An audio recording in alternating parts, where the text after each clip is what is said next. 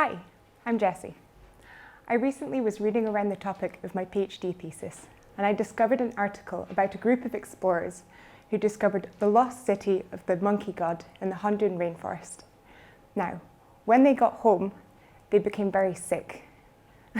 Sounds like something out of Indiana Jones, doesn't it?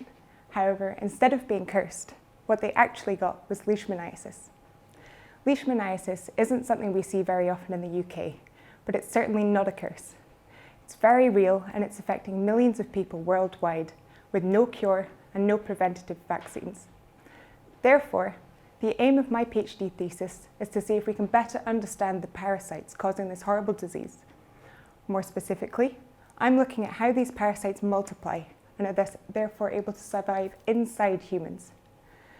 Unfortunately, when grown in a lab, these parasites, they form mixed populations with different shapes and sizes, making them difficult to study. I've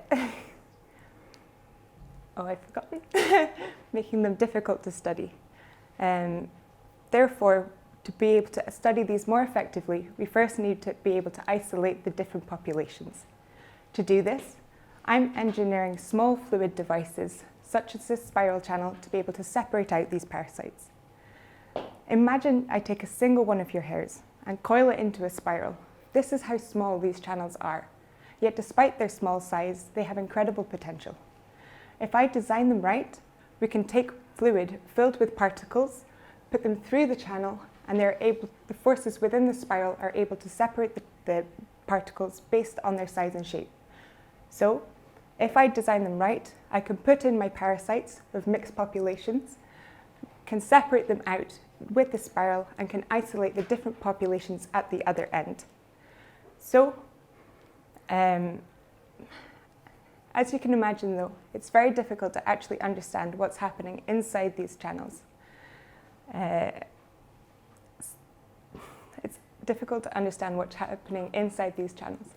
Therefore, I'm also using red and green beads of different sizes to model the behavior of different particles within the spiral channel.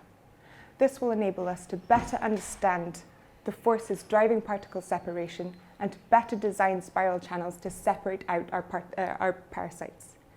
So, we hope to soon be able to analyse pure populations of these parasites in the hope of identifying new drug targets and treatments for this horrible disease. All of that with the power of a simple spiral. Thank you.